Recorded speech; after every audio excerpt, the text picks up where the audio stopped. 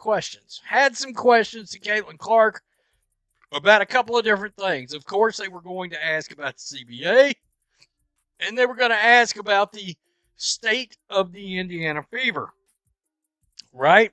And number one, did anybody suspect she was going to come out and say, I don't want Kelsey Mitchell back? I never in a million years ever considered that she would ever come out and say that, and she didn't. She wants to keep Kelsey Mitchell on the team. She wants to run it back. This time with her being able to be involved, healthy, and try to win a championship. $700,000 twice for two good players. All right? And I think that's a lot of people's thought process with the Indiana Fever. You're getting a 2-for-1 if you decide to let Kelsey walk. A lot of people have also said, oh, this is just going to work because, well, Caitlin's not on a max yet. Okay, you're still talking about, $2.93 million of the salary cap gone, just like that with three players. You got to get 7 more players on this team. Unless you just... A little pressure, but that's what you love about it. And we got a great squad, a great coach, great support staff, so super excited. Okay, well, we're looking forward to... Check this out. The other thing about these comments, Indiana Fever, good luck if you let Kelsey Mitchell go, Caitlin Clark has publicly sent a directive straight to the Indiana Fever front office and leadership. What happens if you can't re-sign her? If she ultimately doesn't want to stay? Or if leadership... Nobody asked Caitlin Clark to start a fire. She just did. One interview, one national platform, and suddenly the entire Indiana Fever organization is sitting up a little straighter, recalculating, rethinking because their rookie, their franchise cornerstone, just told the world exactly what she wants, and she did it without blinking. That's not something you see every day. Most players in their first or second year stay quiet, defer to the front office, smile for the cameras, and trust the process. Clark didn't do any of that. She walked into that NBC interview and spoke like someone who has already decided what kind of career she's going to have, and more importantly, what kind of team she's going to build it on. And the thing is, she didn't need to say anything controversial to make an impact. She didn't throw anyone under the bus. She didn't demand a trade or complain about her situation. She simply told the truth about what she wants, and somehow that was enough to shift the entire conversation around the franchise. Now, everyone in Indiana is holding their breath, waiting to see what comes next. So let's talk about it, because this story is bigger than people realize, and it touches on everything from roster construction to player empowerment to the evolving financial landscape of women's basketball as a whole. It starts with Kelsey Mitchell, a player who, by any honest measure, transformed when she played alongside Clark last season. The two of them developed something rare in basketball, a natural on-court connection that doesn't come from a playbook or a coaching scheme. It comes from feel, from trust, from just knowing where your teammate is going before she gets there. That kind of chemistry is almost impossible to manufacture. You can run all the drills you want, you can install the most sophisticated offensive system in the league, but if two players don't naturally read each other, none of it matters. Clark and Mitchell had that reading from almost the jump, and it only got sharper as the season went on. Clark saw that. She felt it every game. And when the questions came about the Fever's offseason plans, she didn't dance around it. She came right out and said, Mitchell needs to come back. She called her a running mate, not a sidekick, not a role player, a running mate. That word choice matters more than people give it credit for. It signals equality, partnership, shared purpose. It tells the league that Clark isn't looking for someone to hand the ball off to. She's looking for someone to go to war with. And she already knows who that person is. Think about how significant that framing is coming from someone in just her second year. Most young stars in that position talk about themselves, talk about their own growth, their own goals. Clark zoomed out, and talked about what we can build, what we can accomplish, what we need to make this work. That instinct, that awareness, is not something you teach. What made the moment even more striking was the timing and the setting. This wasn't the post-game locker room with a handful of beat reporters asking routine questions.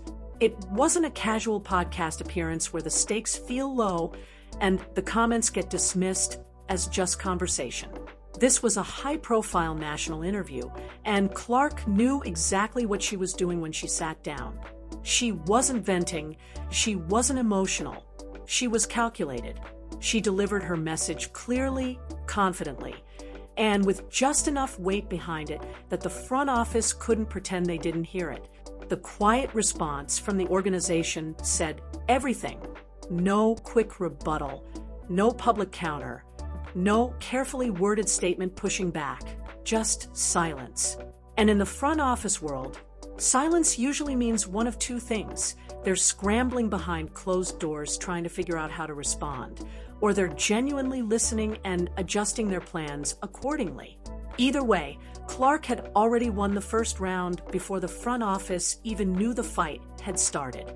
Now here's where it gets complicated, because the Indiana Fever aren't just dealing with a player preference. They're dealing with the cold, unforgiving math of the salary cap in a league that just ratified a new CBA, one that significantly raises player salaries and fundamentally reshapes how rosters get constructed going forward. The money is growing, which sounds great on the surface, and it is great for the players. But it also means teams have to be smarter, more precise, more intentional with every single dollar they allocate. There's no hiding sloppy roster decisions behind a forgiving cap anymore. Every contract has to justify itself. And every dollar you spend on one player is a dollar you don't have for someone else. Right now, with several key contracts already consuming a serious chunk of the Fever's available cap space and multiple roster spots still needing to be filled before training camp opens, Indiana is working with less margin than their fans might think. There's a school of thought, and it's not a crazy one, that says letting Mitchell walk in free agency and spreading that salary across 2 or 3 quality role players actually makes the team more balanced, more versatile, harder to game plan against in a 7-game playoff series when weaknesses get exposed and rotations tighten. That argument has real merit on paper. Depth wins in the playoffs more often than people want to admit. But Clark isn't interested in paper. She's interested in winning, and she's already identified the player who makes winning feel most achievable. When you have a backcourt connection as dangerous as what Clark and Mitchell were building by the end of last season, and remember, they were genuinely one of the most difficult backcourts in the entire league to defend during that stretch, you don't casually gamble that away for the idea of depth. The idea of depth. Because that's all it is until it proves itself on the floor. And chemistry like theirs takes years to develop. Even then, it doesn't always come together the way it did for those two. Replacing Mitchell with a cheaper, more generic option doesn't just change one name on the roster. It changes the entire geometry of how Clark operates on the floor. Passing lanes get tighter. Defenses get bolder. Double teams become more frequent because there's one less credible scoring threat demanding attention. Everything gets harder, more labored, more dependent on Clark doing more than she should have to do, and she knows it better than anyone sitting in a front office chair ever could. That's the reality underneath the financial debate, and Clark understands it completely. Head coach Stephanie White is now caught in the middle of something she probably didn't fully anticipate walking into this job. Normally, a new coach gets a honeymoon period, time to evaluate the roster at her own pace, install her system, quietly make her preferences known in closed-door meetings with the front office, shape things gradually without the entire world watching every decision with a magnifying glass. That window essentially closed the moment Clark went on national television and laid out her vision for the franchise in plain language. Now, White has to navigate a situation where her franchise player has already publicly set the expectations, and any roster decision that contradicts those expectations is going to face immediate and intense scrutiny. not just from the media, but from a fan base that is completely locked in on what Clark said. That's an enormous amount of pressure to absorb before a single practice rep has been taken, before a single film session has happened, before White has even had the chance to fully introduce herself to this roster as their coach. And yet, in a strange way, there's something genuinely exciting about the position she's in. White inherited not just a talented team, but a team with a superstar who desperately wants to win right now. Not in 2 years, not after a transitional season, not after everyone gets comfortable with a new system. Right now, that kind of urgency is infectious when it comes from the right place. It sets a tone before any coach's speech ever could. It tells every other player in that locker room that average isn't going to cut it, that close isn't good enough, that the standard in Indiana has officially changed. Clark went even further than just advocating for Mitchell, though. She looked directly into the camera during that interview and called the Fever championship favorites for next season. Let that sit for a second. Championship favorites for a team that was recently fighting just to stay in playoff contention. That's either the boldest prediction anyone has attached to this franchise in over a decade, or the most intentional and calculated piece of public pressure ever applied to an organization by one of its own players. Honestly, it might be both simultaneously. Because here's what that comment actually does beyond the headline. It raises the floor of expectations for everyone inside that organization. The front office can no longer quietly accept a first-round playoff exit as evidence of growth. The coaching staff can no longer point to youth and development as a safety net when the losses pile up. The support staff, the trainers, the scouts evaluating free agents, everyone is now operating under a championship standard. And that standard didn't come from ownership or management. It came from the woman whose face is on every piece of Fever merchandise sold in the state of Indiana. And that changes the power dynamic in ways that are fascinating to watch unfold in real time. Beyond the basketball, what Clark is doing here represents something much larger happening across women's sports right now, a genuine shift in how players engage with the business of their own careers. For a long time, even the most talented players in the WNBA operated within a system that expected them to be grateful for the opportunity, to quietly accept roster decisions, to trust that the people in the suits knew best. That era is over.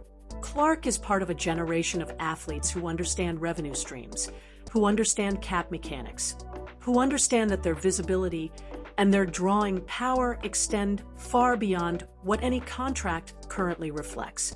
She touched on the new CBA, talked about what salary increases mean for players across the league, mentioned expansion markets entering the picture, brought up the Connecticut Sun's potential relocation to Houston. None of that was accidental filler. Every piece of it was a signal that she's paying attention to the entire ecosystem of the league, not just her own contract, not just her own team. That level of awareness from a player still this early in her career is genuinely rare, and it makes her incredibly difficult to outmaneuver in any negotiation or organizational decision, because you can't blindside someone who already sees the whole board and understands what every move means 3 steps down the road. And the fans didn't need to be convinced. The clip went viral within hours of airing. Social media flooded with support. Comment sections filled up with people rallying behind Clark's stance, calling on the front office to do whatever it takes to keep Mitchell in Indiana. Fans who suffered through the rebuilding years, who held on to hope through losing seasons, who bought jerseys because they believed something special was being built, they responded immediately and loudly. And now, if the front office moves in a different direction, they won't just be dealing with one unhappy superstar. They'll be answering to an entire fan base that has found its voice again and isn't shy about using it. That's a different kind of organizational pressure.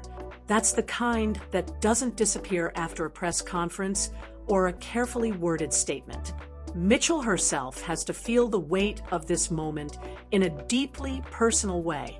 Knowing your star teammate went on national television, Not in a locker room interview, not in a quick social media post, but on a major national broadcast, and publicly fought for you, advocated for you by name, called you irreplaceable. That's not nothing.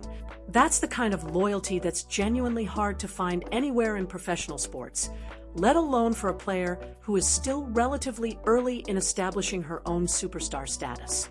It also, quite frankly, strengthens Mitchell's negotiating position in a way that money can't fully replicate. Her camp now walks into any conversation with the Fever knowing that their player is wanted not just by management, but by the face of the franchise, and that the face of the franchise made that want very publicly known. In any negotiation, knowing the other side needs you more than you need them changes everything about the dynamic, changes what numbers get put on the table, changes what terms feel acceptable. Whether Mitchell ultimately chooses Indiana is still an open question. But one thing is absolutely certain: the Fever can no longer approach this negotiation from a position of leverage. What we're really watching here, underneath all the roster talk and cap math, is a generational talent refusing to accept anything less than the conditions she believes are necessary to compete for a championship. Clark isn't being difficult. She isn't manufacturing drama or creating distractions for the sake of attention. She's doing exactly what the greatest competitors always do. She's identifying what she needs, being honest about it, and fighting for it in the most public and effective way available to her. And the fact that she's doing it with this much composure, this much professionalism, without creating genuine negativity around herself or her teammates, that's the part that should truly impress people who understand how hard that balance is to strike. She pushed hard while somehow still coming across as warm, driven, and completely likable. Most veterans twice her age with twice her experience never figure out how to walk that line. Clark is doing it naturally, almost effortlessly, and that tells you something important about who she is beyond the basketball. Off the court, watching her in that interview, it's impossible not to notice how naturally she commands a room and a camera. She's articulate without being rehearsed. She's warm without being soft. She's insightful in a way that feels genuine rather than media trained, like she's actually thinking through what she's saying rather than reciting prepared answers. The conversations have already started in media circles about what her post-playing career eventually looks like, and the comparison to John Madden, someone who made you feel the game rather than just understand it, isn't far off at all. Clark has that same quality of making complex things feel accessible and emotionally resonant, and that is an extraordinarily rare gift that translates far beyond any sport. But all of that is the future.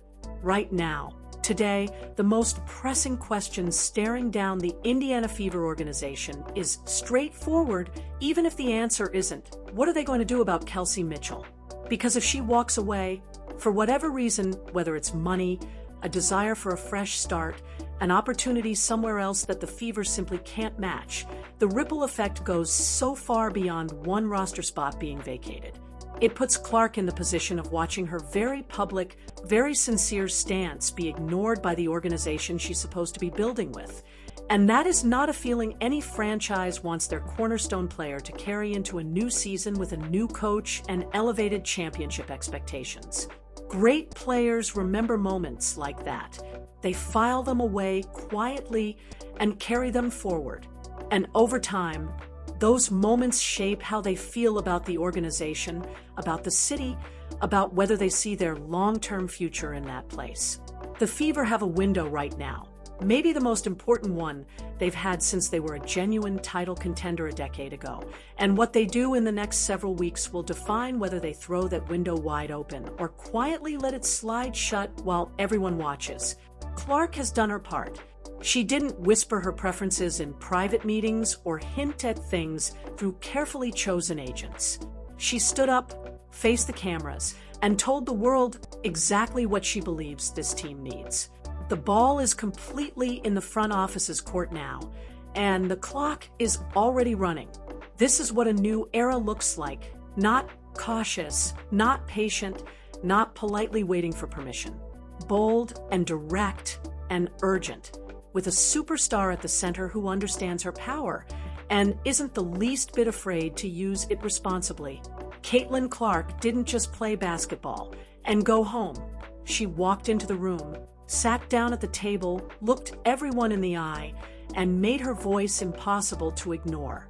Whether you're a lifelong Fever fan, a WNBA fan who has watched this league grow, or just someone who loves watching athletes fully step into who they're meant to be, what is unfolding in Indiana right now deserves your full attention.